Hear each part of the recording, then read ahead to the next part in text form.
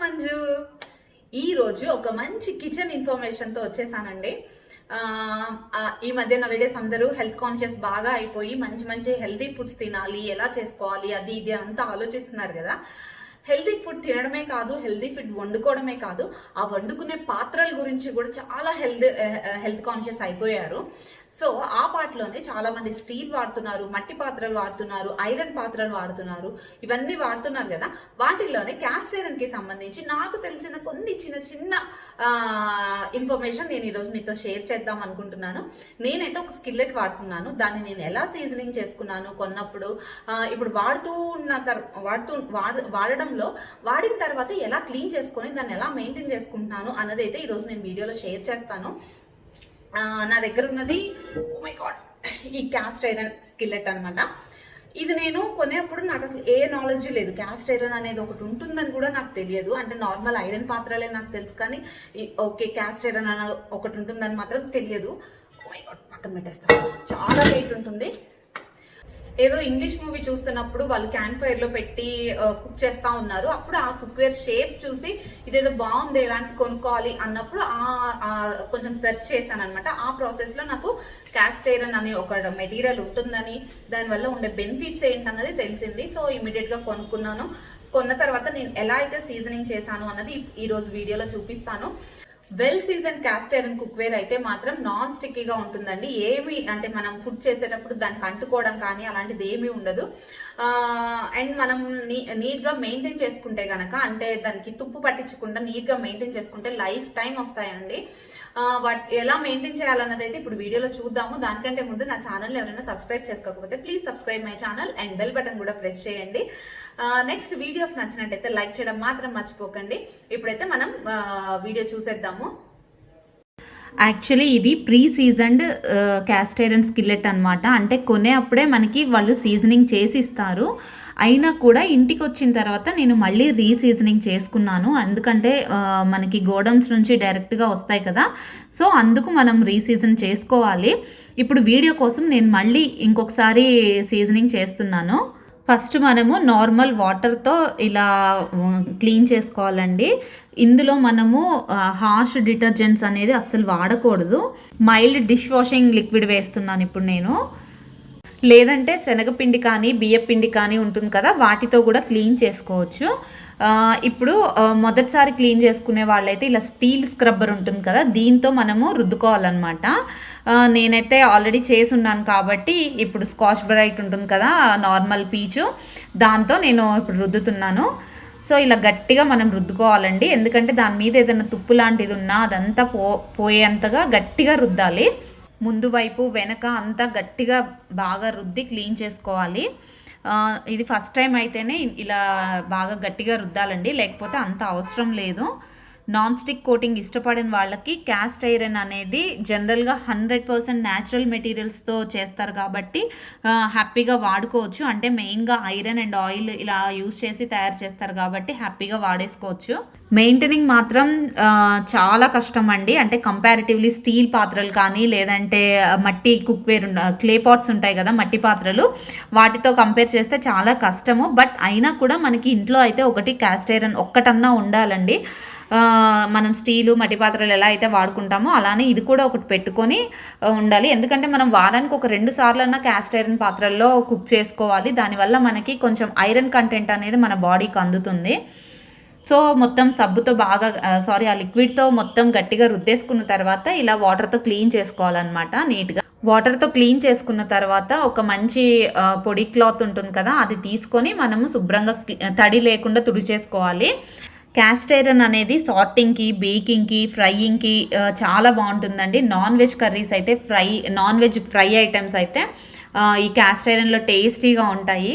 మనం వండే అప్పుడు హీట్ని ఈవెన్గా డిస్ట్రిబ్యూట్ చేస్తుంది క్యాస్ట్ ఐరన్లో. సో అందుకని మనకి కుకింగ్ కూడా చాలా ఈజీగా అనిపిస్తుంది.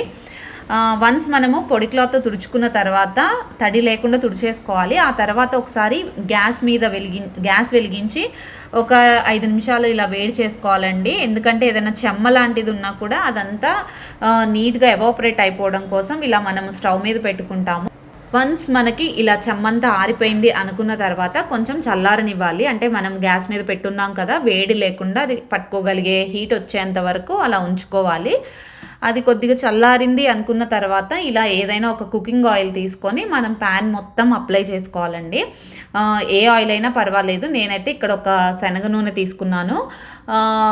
ఒక కాటన్ పొడి క్లాత్ కానీ లేదంటే ఒక టిష్యూ పేపర్ కానీ తీసుకొని దాంతో ఈ ఆయిల్ మొత్తాన్ని మనం ప్యాన్ అంతటికీ అప్లై చేయాలి. ముందు వైపు వెనక ఎక్కడన్నా సందులున్న ప్యాన్ పట్టుకునే ఉన్నాయి కదా హోల్డర్స్, ఆ హోల్డర్స్కి కానీ అంచులు కానీ మొత్తం అంతా అప్లై చేసుకోవాలి. ఎక్కడా వదలకుండా మొత్తం ముందు వెనక అంతా అప్లై చేసుకోవాలి.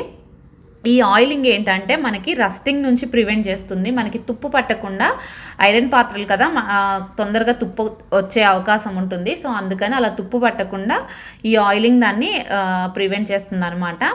వన్స్ ఈ ఆయిల్ అప్లై చేసుకున్న తర్వాత ఒక 24 అవర్స్ అలా వదిలేసేయండి ఒక రోజు.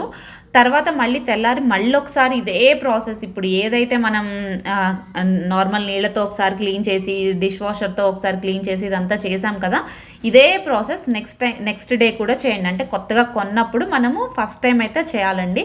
ఒక 2-3 సార్లు మనం క్లీన్ చేసుకోవాలి ఇదే ప్రాసెస్లో.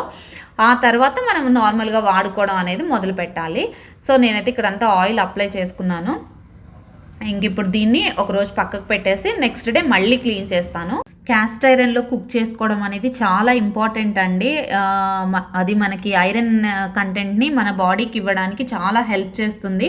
కనీసం ఒక చిన్న సజెషన్ అండి, వారంలో 2 సార్లైనా క్యాస్ట్ ఐరన్ పాత్రల్లో మనం కుక్ చేసుకోవడానికి ట్రై చేయాలి. ఎందుకంటే క్యాస్ట్ ఐరన్లో వండే అప్పుడు ఆ ఫుడ్కి ఐరన్ అనేది ట్రాన్స్ఫర్ అవుతుందని చాలా స్టడీస్లో ఇప్పుడు మనకి చెప్తూ ఉన్నారు. ఇది సెకండ్ టైం చేసుకోవాల్సిన మళ్ళీ క్లీనింగ్ ప్రాసెస్ అనమాట. ఇవి వెయిట్ చాలా ఎక్కువ ఉంటాయి కాబట్టి క్లీనింగ్ చేసే టైంలో కొద్దిగా జాగ్రత్తగా ఉండండి. ఎందుకంటే జారిపోతూ ఉంటుంది, బరువు ఉంటుంది కాబట్టి. సేమ్ మనం ముందే ఎలా అయితే క్లీన్ చేసుకున్నామో అదే ప్రాసెస్ అనమాట రెండో రోజు కూడా. నార్మల్ ప్యాన్స్తో కంపేర్ చేస్తే క్యాస్ట్ ఐరన్ పాత్రలు హీట్ని ఎక్కువసేపు హోల్డ్ చేస్తాయండి. దానివల్ల మనకి బేకింగ్ అనేది చాలా ఈజీగా అవుతుంది, ఫాస్ట్గా కూడా అవుతుంది. నేను ఇక్కడ స్టవ్ మీద వేడి చేస్తున్నాను కదా చెమ్మ పోవడానికి. కావాలంటే కొందరు ఎండలో పెట్టైనా వేడి చేసుకోవచ్చు, లేదంటే మైక్రోవేవ్లో కూడా పెట్టి వేడి చేయొచ్చు అనమాట. ఆ చెమ్మ అనేది లేకుండా చూసుకోవాలి. ఆ తర్వాత మనం ఇలా ఆయిల్ అప్లై చేసుకొని పెట్టుకోవాలి. సో ఇప్పుడు ఇలా ఒక 2-3 సార్లు క్లీన్ చేసుకున్న తర్వాత మనం చేయాల్సింది ఏంటంటే ప్యాన్ని వేడి చేసి ఆయిల్ కొంచెం వేసిన తర్వాత ఇలా ఉల్లిపాయ ముక్కలు ఉంటాయి కదా చిన్నగా కట్ చేసుకొని వాటిని ఒకసారి వేయించుకోవాలన్నమాట. మనం కొనంగానే క్లీన్ చేయగానే వెంటనే మనం తినే ఫుడ్ అనేది ప్రిపేర్ చేసుకోకూడదు. ఇలా ఉల్లిపాయలు కొంచెం ముక్కలుగా కట్ చేసి వేసి వాటిని వేయించుకోవాలి. ఏదన్నా ఉన్నా కూడా ఉల్లిపాయ ముక్కలకి పట్టుకుంటుంది అనమాట. ఉల్లిపాయ ముక్కలు వేయించుతూ ఒక చిన్న ఉల్లిపాయ సగం కట్ చేసిన ముక్క ఉంటుంది కదా అది తీసుకొని ఇలా ప్యాన్ అంతా రుద్దుతున్నాను అనమాట. ఫ్రంట్ పైన అంచులు సైడ్స్ అదంతా రుద్దేసుకోవాలి. ఇంకేమన్నా అంటే మనం క్లీన్ చేసిన తర్వాత ఇంకేమన్నా తుప్పు లాంటిది ఉన్నా కూడా పోవడానికి అనమాట. వన్స్ మనం వేయించుకున్న తర్వాత ఈ ఉల్లిపాయలన్నిటిని తీసి ఒకసారి ఇప్పుడు నార్మల్గా సోప్తో క్లీన్ చేసేసుకోవాలి. ప్యాన్ని ఎప్పుడు కూడా డైరెక్ట్గా స్టవ్ మీద నుంచి దించగానే వేడి దాన్ని తీసుకొచ్చి ఇలా నీళ్ళతో క్లీన్ చేయకూడదండి, అది చల్లారనివ్వాలి. ఇప్పుడు నేను ఉల్లిపాయ ముక్కలు కూడా చల్లారిన తర్వాత వాటిని తీసేసి నార్మల్ వాటర్తో క్లీన్ చేస్తున్నాను. ఒకవేళ మీకు అర్జెన్సీ ఉంది ఏదైనా క్లీన్ చేసుకోవాలి అంటే కనుక కొంచెం వేడి నీళ్ళతో వెంటనే క్లీన్ చేసుకోవచ్చండి. ఈ క్యాస్ట్ ఐరన్ని ఎప్పుడు కూడా మనము వంట చేసుకున్న తర్వాత నీట్గా ఇమీడియట్గా క్లీన్ చేసుకొని పెట్టుకోవాలండి. అంటే మనం నార్మల్గా వంట అయిన తర్వాత తీసుకొచ్చి షింక్లో పడేస్తాం కదా, అలా నీళ్ళలో నానబెట్టడం అదంతా ఎక్కువసేపు చేయకూడదు. కడిగిన తర్వాత కూడా వెంటనే మనం వెజల్ బాస్కెట్లో వేసుకుంటాం కదా గిన్నెల బుట్టలో, అలా కూడా వేయకుండా మనం నీట్గా తుడుచుకొని మనం ఈ సీజనింగ్ అయితే చేసి పెట్టుకోవాలండి. అన్ని గిన్నెలతో పాటుగా దీన్ని కూడా పడేయకూడదు. మనం ఏ మాత్రం అజాగ్రత్తగా ఉన్నా కూడా తుప్పు వచ్చేస్తుంది అనమాట. సో అందుకే ఇది మెయింటెనెన్స్ అనేది అయితే కొంచెం కష్టమే, బట్ వాడుకుంటూ మనం కొంచెం జాగ్రత్తగా మెయింటైన్ చేసుకుంటే మాత్రం లైఫ్ లాంగ్ వస్తాయి. సో ఇప్పుడైతే మనకి మొత్తం సీజనింగ్ ప్రాసెస్ అనేది అయిపోయింది. కొన్న తర్వాత ఫస్ట్ టైం చేయాల్సిన సీజనింగ్ అయిపోయింది. ఇప్పుడు ఇంకా మనము మామూలుగా వాడుకుంటాం కదా, వాడుకున్న తర్వాత ఎలా క్లీన్ చేసుకోవాలి అన్నదైతే చూపిస్తాను. దానికోసం సింపుల్గా నేను జస్ట్ ఒక కర్రీ చేస్తున్నాను, ఆలు కర్రీ. చూడండి, అడుగు అనేది అస్సలు అంటుకోదు. మనము ఆయిల్ కూడా నేను చాలా కొంచెమే యాడ్ చేశాను, అయినా కూడా మనకి ఎక్కువగా అడుగు అంటుకోదు అనమాట. నార్మల్గా ఆలు కర్రీ అంటే ఎక్కువగా మనం అంటుకుపోతూ ఉంటుంది కదా, అల్యూమినియం కడాయిస్లో చేసినా కూడా అలా అంటుకుపోకుండా చాలా లైట్గానే అంటుకుంటుంది. సో ఫాస్ట్గా కూడా కుకింగ్ అయిపోతుంది. న్యూ ప్యాన్ కనుక అయితే మనం ఎసిడిక్ ఫుడ్స్ని ఇందులో వండకపోవడమే మంచిదండి. ఒకవేళ అలాంటివి వాడాలి అంటే కనుక మన ప్యాన్ వెల్ సీజన్డ్ అయి ఉండాలి, అండ్ కొంచెం వాడి పాతదన్నా అయి ఉండాలి. కొన్నిసార్లు మనం వాడుకున్న తర్వాతనే ఏదో ఒక ఫ్రై చేసి అప్పుడు మనము టొమాటోస్ కానీ లేదంటే అదర్ సిట్రిక్ ఫుడ్స్ ఉంటాయి కదా, అలాంటివి వాడాలన్నమాట. అప్పుడే వెల్ సీజన్డ్ ప్యాన్ అయితేనే ఆ ఎసిడిక్ ఫుడ్స్ని హ్యాండిల్ చేయగలుగుతుంది. ఇప్పుడు ఈ కర్రీని వెంటనే మనము అయిపోగానే వేరే బౌల్లోకి ట్రాన్స్ఫర్ చేసుకోవాలి. ఎక్కువసేపు మనము ఆ బౌల్లో ఉంచకూడదండి. మనం ట్రాన్స్ఫర్ చేసుకున్న తర్వాత ఇలా కొంచెం కొంచెం పార్టికల్స్ ఏమైనా దానికి అంటుకొని ఉంటాయి కదా, వాటిని వెంటనే మనం ఇలా ఒక ఏదైనా వుడెన్ స్టిక్తో కానీ లేదంటే మెటల్ స్పూన్తో కానీ ఇలా అంతా గీరేసుకోవాలి. డైరెక్ట్గా మనం వంట అయిపోగానే షింక్లో అయితే వేయకూడదు, కొంచెం చల్లారనివ్వాలన్నమాట. వీటిని మాత్రం ఇలా అంటుకున్న పార్టికల్స్ని మాత్రం మనం స్టవ్ మీద ఉన్నప్పుడైనా తీసేసుకోవచ్చు. వాటన్నిటిని ఒకసారి ఇలా టిష్యూతో క్లీన్ చేసుకొని ఆరిన తర్వాత అప్పుడు ప్యాన్ని మనం ఇలా వాటర్లో క్లీన్ చేసుకోవాలి. దానికోసం నేను డైరెక్ట్గా సోప్ యూజ్ చేయకుండా కొంచెం కల్లుప్పు ఉంటుంది కదా, అది వేసుకుంటున్నాను. కల్లుప్పు లేకపోతే నార్మల్ ఉప్పు అయినా యాడ్ చేసుకోవచ్చు, ఎందుకంటే దానికి అంటుకున్నది ఏదన్నా ఉంటే పోవడం కోసం మనం ఉప్పు అనేది వాడతాం అనమాట. నార్మల్ సాల్ట్ అయినా పర్వాలేదు. దాంతోపాటు స్మెల్ అనేది ఏది ఉండకుండా ఉండటం కోసం నేను కొంచెం డిష్ వాషర్ లిక్విడ్ కూడా యాడ్ చేశాను. వీటితో మనం నార్మల్గా రుద్ది క్లీన్ చేసేసుకోవడమే. వన్స్ ఇలా క్లీన్ చేసుకున్న తర్వాత మనకి ఇందాక చూసాం కదా, నీట్గా తడి లేకుండా తుడిచేసుకొని ఒకసారి మనం గ్యాస్ మీద పెట్టి వెయిట్ చేసుకుంటే చెమ్మంతా ఆరిపోతుంది. ఆ తర్వాత మళ్ళీ ఏదైనా కుకింగ్ ఆయిల్ తీసుకొని మొత్తం అప్లై చేయాలన్నమాట. అది మాత్రం ప్రతి యూస్కి ఈ సీజనింగ్ అనేది చేసుకోవాలి. అంటే ఆయిల్ అనేది అప్లై చేయడం మాత్రం మస్ట్ అనమాట, అప్పుడే తుప్పు అనేది రాకుంటుంది. ఒకవేళ మనము తడిగా వదిలేసాము అంటే రస్ట్ మాత్రం ఖచ్చితంగా వచ్చేస్తుందండి, ఇది మాత్రం గుర్తుపెట్టుకోండి. అండ్ ఇంకొకటి ఏంటంటే వండిన తర్వాత మాత్రం ఆ ఫుడ్ని అందులో ఎక్కువసేపు అయితే అస్సలు ఉంచకూడదండి. వెంటనే తినేస్తున్నాము అంటే ఓకే, లేదంటే మాత్రం సాయంత్రం తిందాము అలా అనుకుంటే మాత్రం మనం వేరే గిన్నెలోకి ట్రాన్స్ఫర్ చేసుకోవాల్సిందే. ఇక మెయింటైన్ చేస్తే మాత్రం నాన్ స్టిక్ వాటికంటే కూడా చాలా మంచిగా ఉంటాయండి క్యాస్ట్ ఐరన్ పాత్రలు. కాకపోతే కొంచెం మెయింటెనెన్సే కష్టము. ఇలా అంటే మనము లేజీగా దాన్ని అయితే వంట చేసిన తర్వాత వదిలేయటము అలా చేస్తే మాత్రం తొందరగా పాడయ్యే ఛాన్సెస్ ఉంటాయి. వన్స్ ఇలా ఆయిల్ కోటింగ్ చేసిన తర్వాత చూడండి, అది ఒక గ్లాసీ లుక్తో నాన్ స్టిక్ కోటింగ్తో ఆ సర్ఫేస్ అనేది క్లీన్గా నీట్గా కనిపిస్తుంది కదా. సో మనకి ఇప్పుడు ఈ ప్యాన్ అనేది రెడీ అయిందనమాట. ఒక హెల్దీ మీల్స్ అనేది కుక్ చేసుకోవడానికి రెడీ అయిపోయినట్టే. ఇప్పుడు దీన్ని నార్మల్గా మీరు పక్కన పెట్టేసుకోవచ్చు, మళ్ళీ ఎప్పుడైనా మనం ఇందులో వండుకోవాలి అనుకున్నప్పుడు వండుకోవచ్చు అనమాట. చూసారు కదా ఫ్రెండ్స్, నేను క్యాస్ట్ ఐరన్ స్కిల్లెట్ని ఎలా వాడతాను, ఎలా సీజనింగ్ చేశాను అని.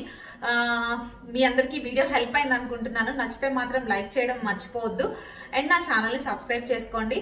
అండ్ మరిన్ని వీడియోస్తో మళ్ళీ కలుద్దాం.